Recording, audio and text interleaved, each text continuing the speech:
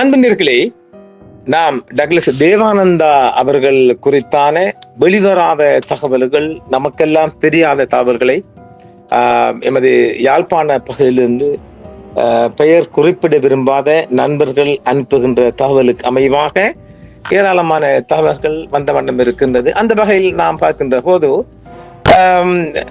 83ஆம் ஆண்டு காலங்கள் என்கின்ற போது மிகவும் பின்தங்கிய மாவட்டமாக அம்பாறையை சொல்லலாம்.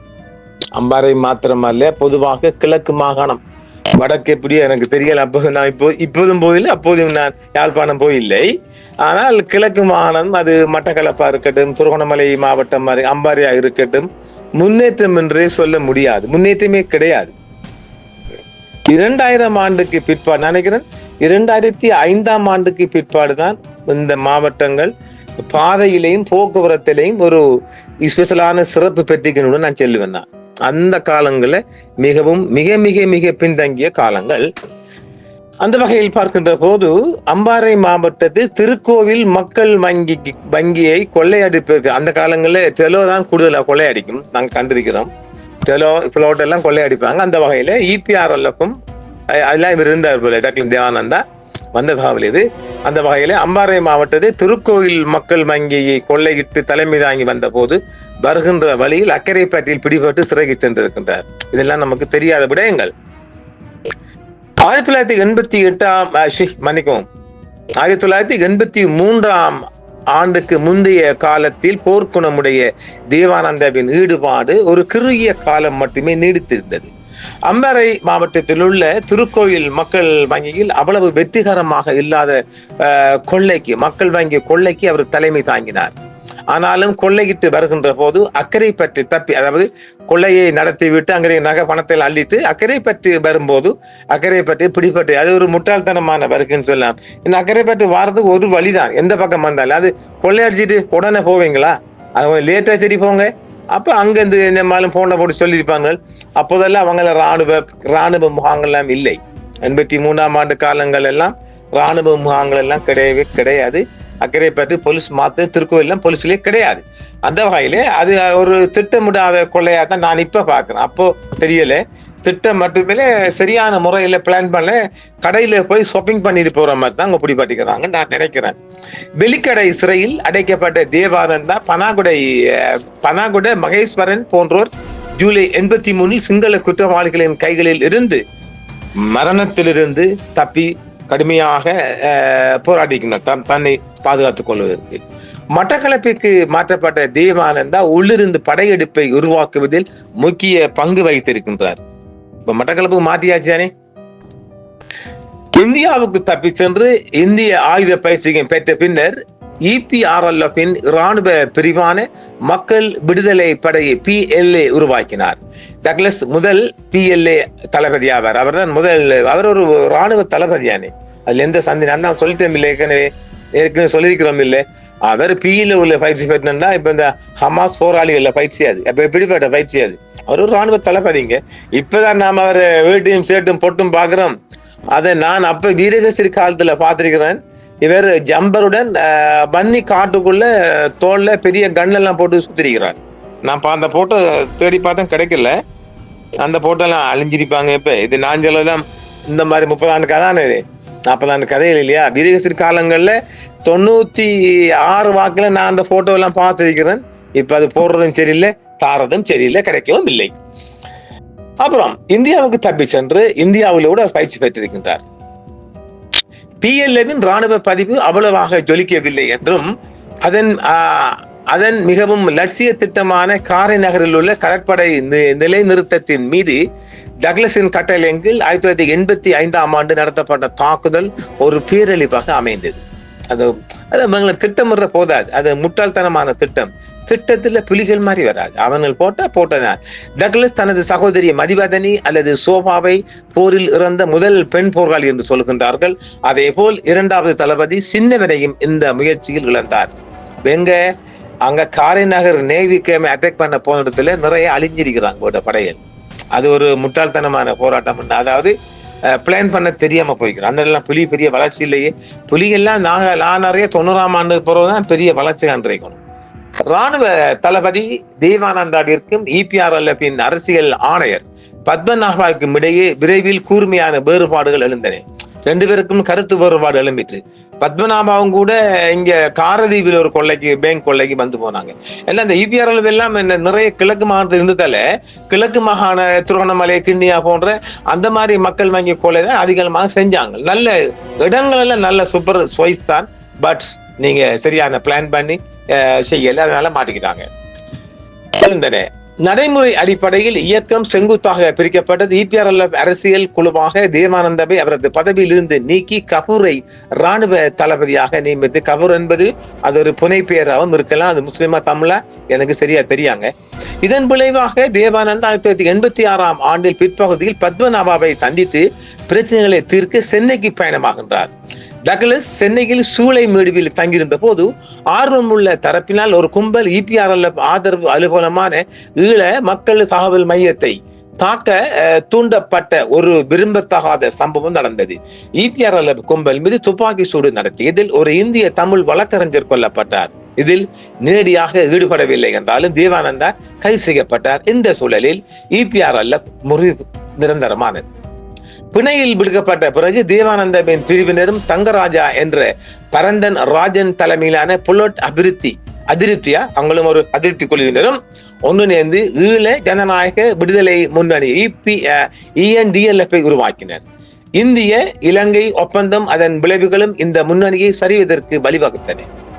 தேவானந்தா ஒரு உறுதியான தமிழ் தேசியவாத நிலைப்பாட்டை எடுத்து புதுடில்லியை கண்டித்தார். இந்திய இலங்கை ஒப்பந்தம் குறித்து தேவானந்தாவின் நிலைப்பாடு அப்போது புலிகளின் நிலைப்பாட்டை போலவே இருந்தது. இந்திய சார்பு பரந்தன் ராஜன் தேவானந்தாவின் இழப்பில் புதுடில்லியுடன் தன்னை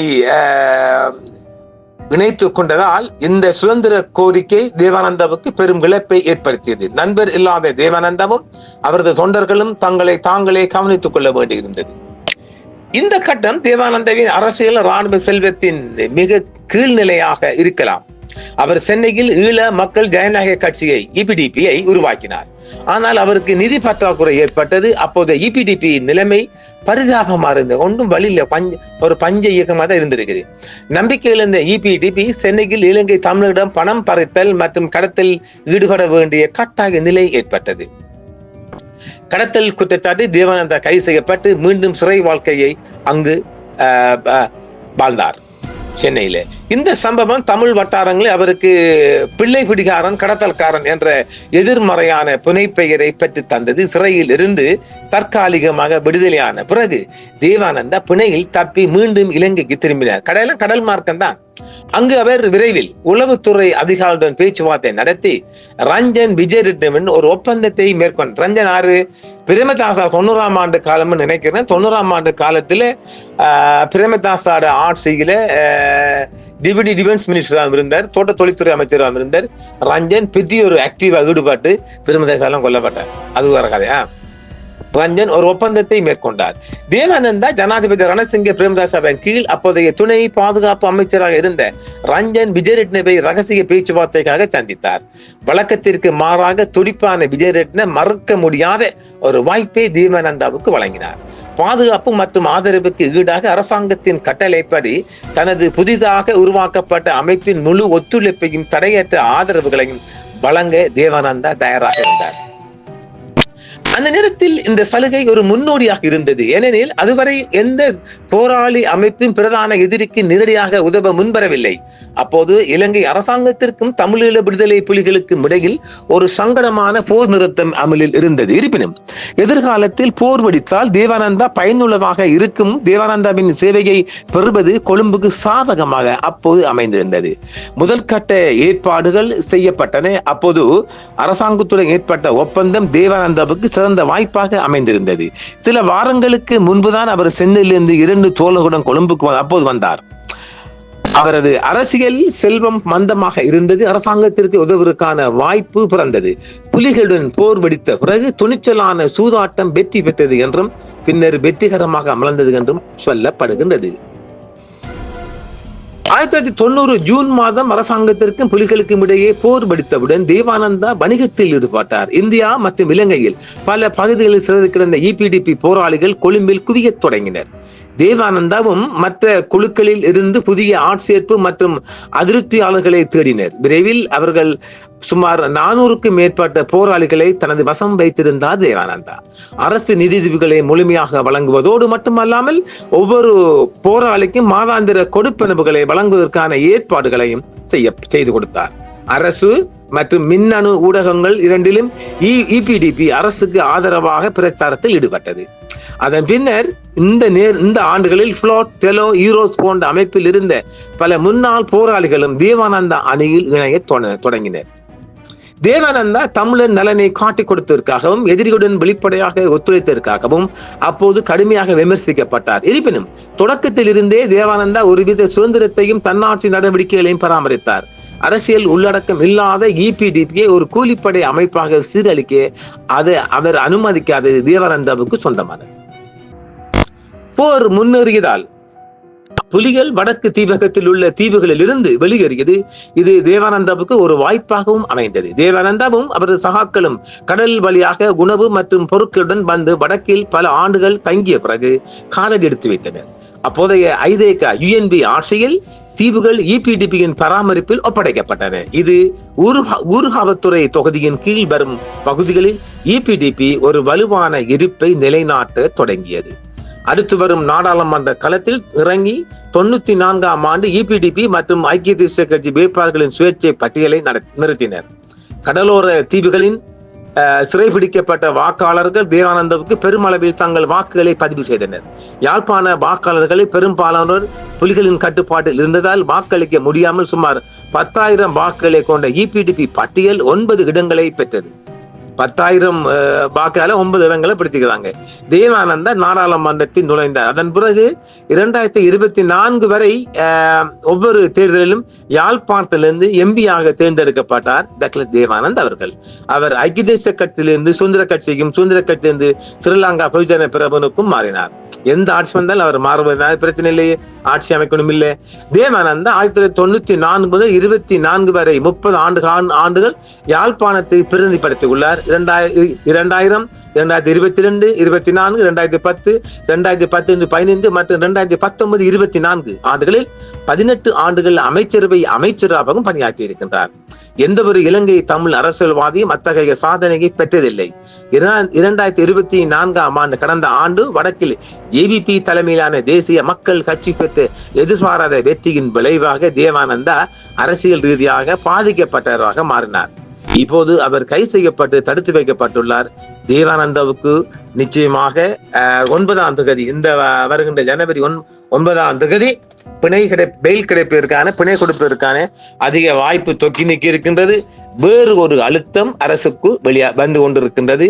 இந்தியாவை திருப்திப்படுத்துவதற்காக இந்த கைது நடந்தாலும் சிங்கள தேசத்திலிருந்து அவரை விடுதலை செய்ய வேண்டும் என்ற அழுத்தம் ராணுவ உயர் மட்டங்களிலும் இருக்கின்றது. ஏனெனில் அவர் வாய் திறந்தால் நிறைய உண்மைகள் சொல்ல வேண்டி வரும். அப்ப உங்களுக்கு கூட இருக்க ஜேவிபிக்கு கூட இருக்கிறவங்களே படுவாங்க. அதுல இந்த பல்பல கில்பல எல்லாம் மாட்டுவாங்க. எனவே அவருக்கு 9ஆம் தேதி பிணை கிடைப்பதற்கான வாய்ப்பு இருக்கு. பார்ப்போம் மற்றொரு காணொளி. நன்றி நேயர்களே. என்றும் உங்களுடன் சன்ரைஸ் இந்தியா டிவி சப்ஸ்கிரைப் பண்ணுங்கள், பெல் பட்டனையும் கிளிக் செய்யுங்கள். உங்கள் ஆதரவே எங்கள் சேவை. ஆதரவு தாருங்கள், அரவணைப்போம். மறக்காம சர்ப்ரைஸ் பண்ணுங்க. தேங்க்யூ.